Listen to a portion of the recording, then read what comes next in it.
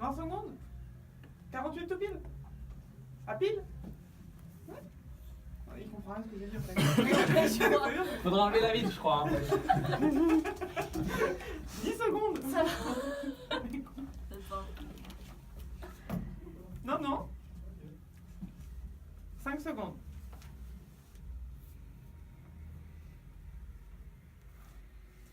Après cet interlude plein de douceur, je ne peux malheureusement pas vous laisser vous endormir, mais simplement vous proposer de vous laisser bercer par la voix de Nicolas Duraca. Sera-t-il doux ou vindicatif cette semaine ? J'ai un petit doute, mais c'est ce que nous allons découvrir tout de suite dans sa chronique Fait de beaux rêves, Doc. I am happy to join with you today. One day, this nation will rise up, live out the true meaning of its creed. I have a dream. Fait de beaux rêves, Doc. Sais-tu ce qui se passe là ?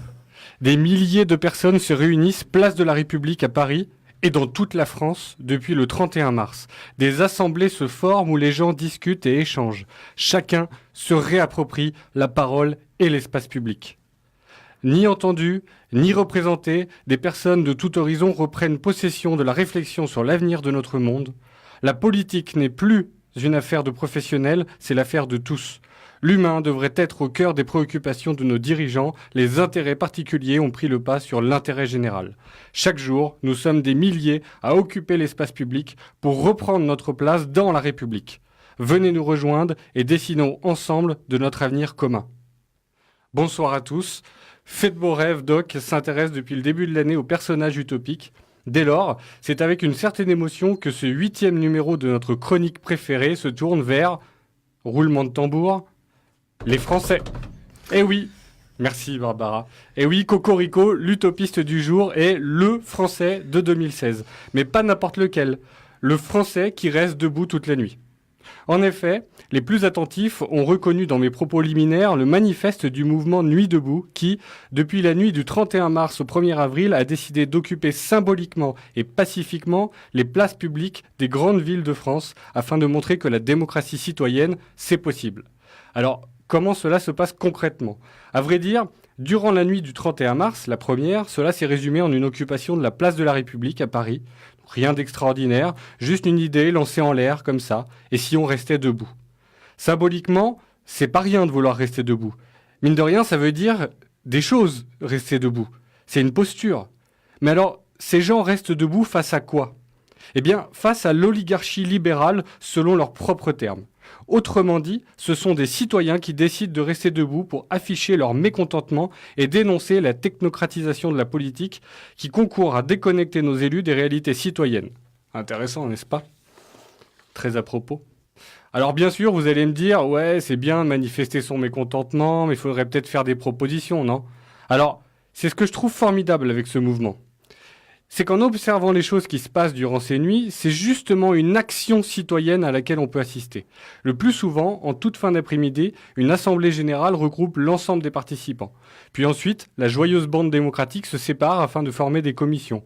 Commission action, démocratie, assemblée générale, écologie, économie, etc. Ainsi, c'est une véritable reprise en main du principe démocratique par les citoyens auquel nous assistons. Enfin, c'est une porte qui s'ouvre sur cette formidable opportunité de dire ce que l'on pense, en discuter avec ses voisins, son voisin, rêver ensemble, quoi. Et puis, surtout, s'engueuler. Je ne sais pas si vous êtes déjà allé sur une des places en France, mais vous avez peut-être pu assister à des engueulades. Alors, je ne parle pas de l'engueulade stérile où on se crie dessus gratuitement sans écouter l'autre, un peu comme nos élus dans l'hémicycle. Non, là, je parle de l'engueulade grandiose, celle qui reste courtoise. D'ailleurs, Nuit debout a même inventé un code gestuel pour se parler et s'invectiver en silence. Et oui, souvent chevaleresque et la plupart du temps très poétique, ces engueulades. Imaginez votre voisine de 74 ans aller prendre le micro pour soulager son sentiment politique enfoui depuis des dizaines d'années sous des feuilletons TV et des débats politiques encravatés. C'est chouette, non ? C'est chouette. D'ailleurs, je vous parle des engueulades parce que je trouve que c'est le plus marquant de ce mouvement. Les participants acceptent de fait leur désaccord et construisent une perspective commune à partir de cela. Moi, je trouve cela éminemment démocratique d'accepter les différences du point de vue et de faciliter le conflit intégrateur. Ah, le conflit intégrateur, ou comment faire de l'altérité un principe démocratique fort. Bon, évidemment, cela a ses limites. Voir débarquer un pseudo-philosophe aux propos fascisants qui, soi-disant, venait apporter son soutien alors qu'il participe depuis longtemps à la mascarade politique politicienne, non, là, plus de conflit intégrateur. C'est un coup de pied au cul, c'est la moindre des choses. Mais bon, revenons à notre mouvement, car même sans être un vieux pensionnaire de l'Académie française, j'entends déjà certains rabat-joie me dire « Ouais, t'es gentil avec ton nuit debout, mais moi je bosse, j'ai pas que ça à foutre de rester toute la nuit dehors. C'est encore des chômeurs à qui on paye les allocs qui peuvent faire ça. » Eh ben, loupé.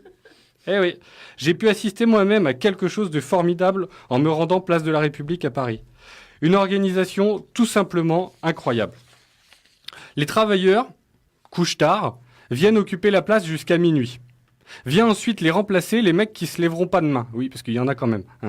Et enfin, les couches tôt apparaissent sur les coups de 5 heures du mat avec les mecs bourrés de la veille et finissent la nuit debout en repliant le matos. Alors, content le rabat-joie ? Moi, je trouve cela tout à fait incroyable, une organisation pareille. Enfin, à ceux qui pensent que le mouvement va s'essouffler, je les invite à regarder de plus près comment celui-ci s'est structuré. Un site internet qui fait le lien entre toutes les initiatives françaises, une web radio, une web TV qui diffuse en direct, des journaux, des fanzines, des blogs et des pages Facebook. Et oui, je suis allé sur Facebook. Et enfin, les acteurs de Nuit debout ont su, sur le terreau fertile de l'action citoyenne in situ, se saisir des médias numériques pour en faire un outil, et un simple outil, de relais. Alors honnêtement, je ne crois pas qu'une organisation comme celle-ci souffle de si peu. Et puis pour finir, je vais vous dire, même si ce mouvement venait à disparaître, il aura posé une pierre supplémentaire. Il aura contribué à pousser un peu plus ce système vers une refonte et une remise en question globale. Alors même si demain matin la réalité nous rappelle, je suis sûr que l'on aurait rêvé assez grand pour ne pas perdre de vue ce qui a été construit sous les étoiles. Parce que rester une nuit debout, c'est rêver de démocratie.